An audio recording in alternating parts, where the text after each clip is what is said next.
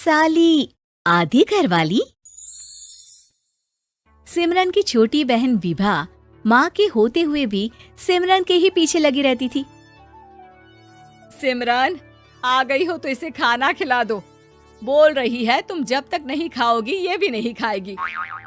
क्या है विभा, तुम खा लिया करो ना, मुझे ऑफिस से आने में देर हो जाती है। और कोई छोटी बच्ची तो हो नहीं तुम जो खाना भी नहीं खाती हो कि दीदी आएगी तो ही खाऊंगी। हाँ हाँ, छोटी बच्ची ही समझ लो। और एक बात, जब आपको पता है कि मैं आपके बिना नहीं खाती हूँ तो रोज रोज क्यों बोलती हो? अरे क्या है ये, दोनों बहनें कम माँ बेटी ज्यादा लगती हो। अरे दीदी की शादी हो जाएगी तब क्या करेगी बोल? जब होगी तब की तब देखेंगे। मैं तो दीदी के साथ ही रहूंगी हमेशा। दोनों की शादी ऐसे घर में कर देंगे जहाँ दो भाई हो। खैर, मामला आया गया हो जाता है। एक दिन सिमरन के पापा जब घर आते हैं। तुम लोगों के लिए अच्छी खबर है। वर्मा जी है ना मेरे दोस्त, उन्होंने सिमरन बेटी के लिए रिश्ता बताया है। बहुत अच्छा लड़का है, सिमरन को भी पसंद कर लिया है और कल वो लोग आ रहे हैं सिमरन को देखने अपने घर। सिद्धांत अपने माता पिता के साथ सिमरन को देखने आता है। उसे सिमरन अच्छी लगती है और शादी तय हो जाती है। सिद्धांत की माँ कहती है, अब तो हम लोग ले जाएंगे जल्द ही अपनी सिमरन को यहाँ से। अरे हाँ हाँ, क्यों नहीं, आपकी ही है अब तो हमारी बेटी। दूर खड़ी विभा सब सुन रही होती है। अब तो दीदी की शादी हो जाएगी, फिर तो वो चली जाएंगी। दीदी के बिना मैं कैसे रहूंगी? कुछ न कुछ तो करना ही होगा जिससे दीदी की शादी ही ना हो। सभी के जाने के बाद क्या शादी के बाद दीदी हम लोगों के साथ नहीं रहेंगी? अरे नहीं तो फिर क्यों रहेगी, शादी हो जाएगी तो अपने घर चली जाएगी ना। तो मैं भी जाऊंगी उनके साथ, मेरा भी सामान पैक कर देना। अरे कैसे बात कर रही हो विभा, दीदी के ससुराल छोटी बहन नहीं जाती। हाँ, कभी कभी जाकर मिलाना और रोज फोन पर भी बात कर लेना, ठीक है? नहीं पापा, आप तो जानते हैं मैं दीदी के बिना खाना भी नहीं खाती, ना ही मुझे उनके बिना नींद आती है। सिमरन बहन की बात सुनकर इमोशनल हो जाती है। अगले दिन से विभा खाना खाना छोड़ देती है। लोगों के लाख समझाने के बाद भी विभा ना खाती है ना ही सोती है। अंत में हार मानकर सिमरन सिद्धांत से मिलती है। सिद्धांत, मेरे मम्मी पापा ने बचपन से ही विभा और मुझे साथ रखा। वो मुझसे बहुत जुड़ी है। मुझे उसकी टेंशन रहेगी शादी के बाद, क्योंकि वो मेरे बिना नहीं रह सकती है। अरे ये तो छोटी सी बात है, वो हम लोगों के साथ हमारे घर में रह सकती है। जब उसकी अकल आ जाएगी या वो समझ जाएगी कि तुम्हारा घर वो नहीं बल्कि ये है, तो हम उसे घर छोड़ आएंगे, ठीक है? सिमरन खुश हो जाती है क्योंकि वो यही चाहती थी। वो माँ पिता से बात कर लेती है। अरे कैसी बात कर रही हो सिमरन, भला बेटी के ससुराल में हम छोटी बहन को कैसे भेज दे? जमाना क्या कहेगा? अरे तू पागल हो गया है, मना कर दे। इस शादी में इन लोगों का तो ये चलता ही रहेगा। कभी बहन यहाँ आ रही है, कभी वो बहन के पास जा रही है। अरे शादी हो रही है, कोई मजाक थोड़ी ना हो रहा है ना बाबा ना। माँ कैसी बात कर रही हो? सिमरन से मैं जुड़ाव महसूस कर रहा हूँ और इतनी सी बात के लिए इतनी अच्छी लड़की को कैसे छोड़ सकता हूँ? सिद्धांत की भी जिद होती है कि वो सिर्फ सिमरन से ही शादी करेगा, और होता भी वैसा ही है। सिद्धांत और सिमरन की शादी हो जाती है और दहेज में आ जाती है विभा। शादी के बाद बुआ सास कहती है,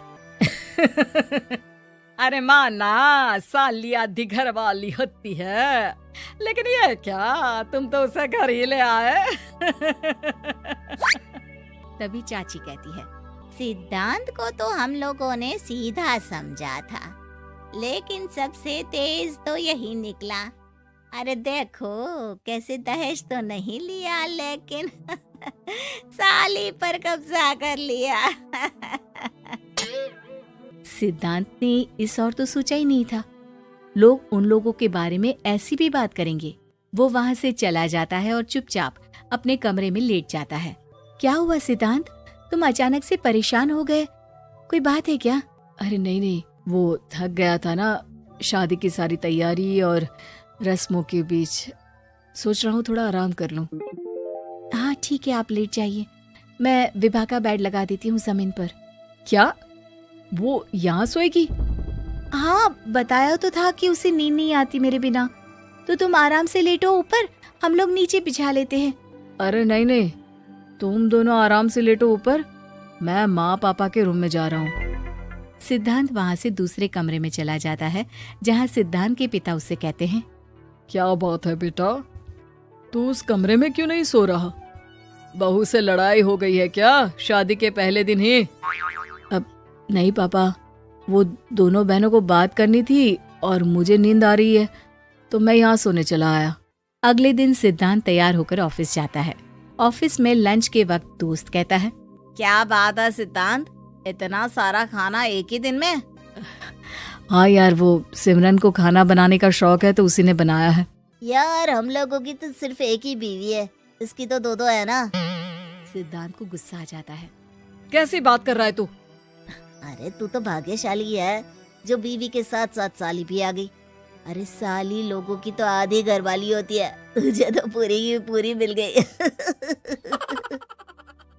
सिद्धांत का पारा अब 7वें आसमान में पहुंच जाता है। वो खड़ा होकर उस लड़के से लड़ने लगता है।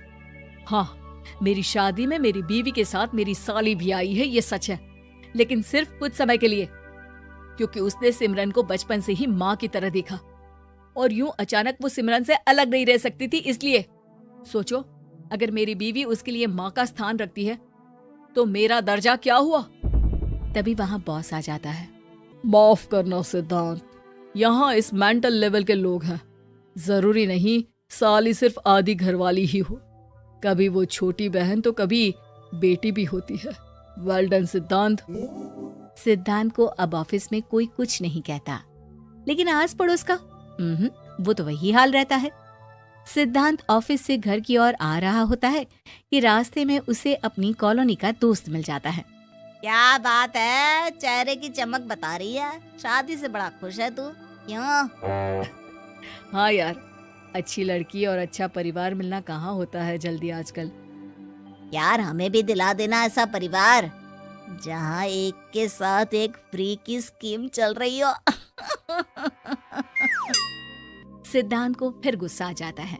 वो दोस्त को मारने के लिए हाथ उठाता ही है कि वहाँ विभा आ जाती है। अरे जीजू, रहने दीजिए ना, ये लोग नहीं समझेंगे कि इंसानियत क्या होती है। ये सच है कि दीदी से कैसे दूर रहना, ये मुझे पता नहीं था।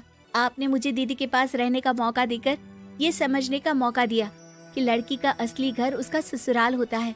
मैं समझ चुकी हूँ, मैं जा रही हूँ जीजू, लेकिन मैं खुश हूँ कि आपने मुझे अपनी छोटी बहन समझा। सभी उन लोगों को देखकर ताली बजाने लगते हैं। विभा अपने घर चली जाती है और सिद्धांत खुशी खुशी सिमरन के साथ रहने लगता है।